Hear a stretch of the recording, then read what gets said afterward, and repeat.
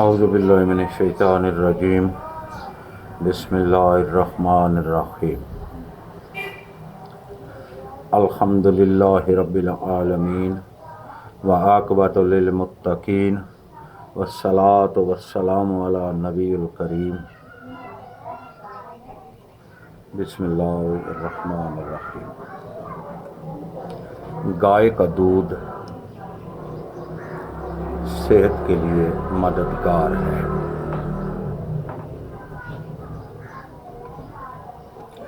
گائے کی افادیت اقوام عالم میں مسلم ہے۔ بعض توہم پرست اقوام تو گائے کو ایک معبود کا درجہ دے دیا اور اس کی پوجا شروع کر دی۔ قدیم مصری اور ہندو اس زمرہ میں شامل ہیں۔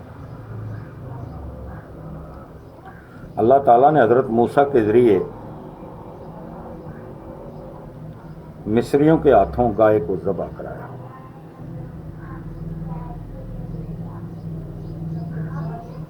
اور اس طرح خدا خدا کر کے بنی اسرائیل کے دلوں سے گائے کی تقدیس کا طلسم ٹوٹا۔ آپ کو پتا وہ سامری والا قصہ، وہ بچھڑے کی پوجا والا۔ بھارت کے ہندو آج بھی اس کو گو ماتا کہتے ہیں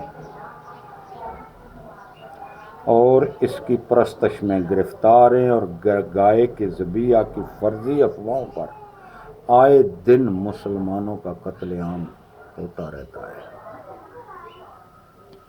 قربان جائیے رسول امی صلی اللہ علیہ وسلم کے کہ انہوں نے گائے کی افادیت تو بتلائی، لیکن اس کی تقدیس کا فرضی طلسم یکسر مسترد کر دیا اور سمجھایا کہ اشرف المخلوقات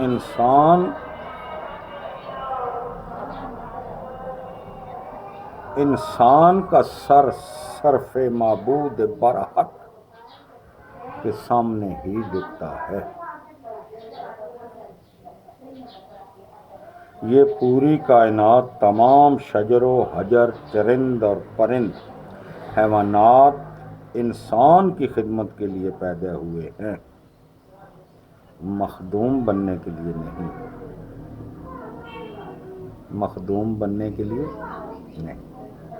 گائے کی افادت کے بارے میں ارشاد نبوی صلی اللہ علیہ وسلم میں حضرت صہیب رضی اللہ تعالی عنہ سے مروی ہے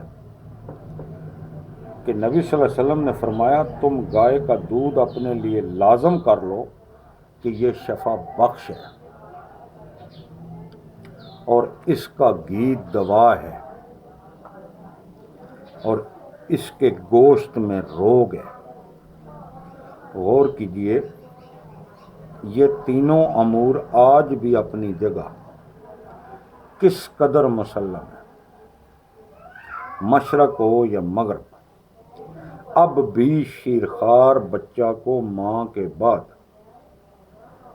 گائے کا دودھ ہی دیا جاتا ہے کہ وہ نسبتاً ہلکا ہے اور زود ہضم ہے اور قوت بخش بھی ہے اور شفا بخش بھی ہے۔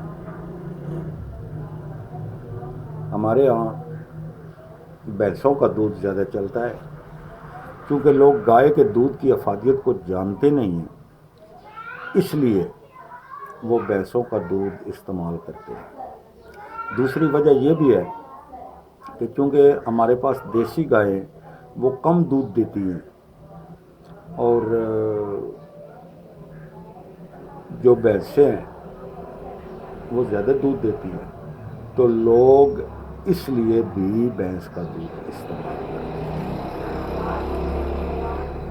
اور تیسری وجہ یہ ہے کہ چونکہ گائے کے دودھ اور اس کے گھی وغیرہ کی افادیت سے بہت سے لوگ ناواقف ہیں، تو جب نبی صلی اللہ علیہ وسلم نے بتا دیا کہ اس کا دودھ اور اس کا گھی ان میں شفا ہے، اور اس کے گوشت میں وبا کا روگ ہے، یعنی بیماری ہے۔ تو ہم مسلمانوں کو چاہیے کہ اس کی دودھ کو زیادہ سے زیادہ اپنائیں۔ بہت سے دودھ ایسے ہیں جو نبی صلی اللہ علیہ وسلم نے ارشاد فرمایا، جیسے اونٹنی کا بھی دودھ، استسقاء کی بیماری، پیٹ میں پانی وغیرہ پڑ جاتا ہے، پیٹ پھول جاتے ہیں، اور بہت سے ایسے امراض ہیں جن میں اونٹنی کا دودھ جو ہے، یہ کالا یرقان وغیرہ ہے، اونٹنی کا دودھ اس میں بہت ہی کارآمد ہے، اور نبی صلی اللہ علیہ وسلم کے بڑے وسیع ارشاد ہیں، اور خالی دودھ نہیں، پیشاب بھی، اونٹنی کا پیشاب۔ تو اس لیے دوستو، ان ویڈیو کے چڑھانے کا مقصد بھی یہی ہے کہ جو ہمارے صحیح اسلامی طریقہ کار ہیں ان پر روشنی ڈالی جائے۔ مزید گہرائی میں بھی ان باتوں پر روشنی ڈالی جا سکتی ہے، لیکن ویڈیو لمبی ہونے کے ڈر سے وہی باتیں جو ہمارے لیے ضروری ہیں وہ بتائی جا رہی ہیں۔ دوستو، میں کوئی عالم فاضل آدمی نہیں ہوں، طب نبوی کا فاضل ضرور ہوں، طب نبوی کا فاضل ہوں، تو اس لیے عربی لغت میں میں اتنی قدرت نہیں رکھتا۔ تو مجھے امید ہے کہ اگر زیر زبر کا فرق ہوا تو آپ مجھے معاف کریں گے۔ اللہ سے بھی معافی کی درخواست ہے۔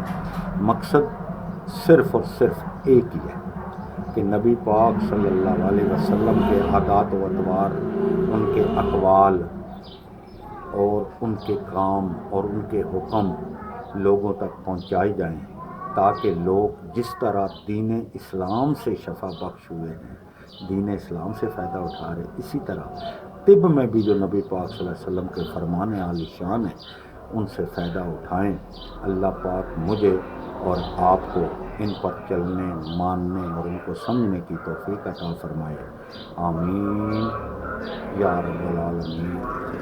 سبحان ربک رب العزت عما یصفون وسلام علی المرسلین والحمد للہ رب العالمین۔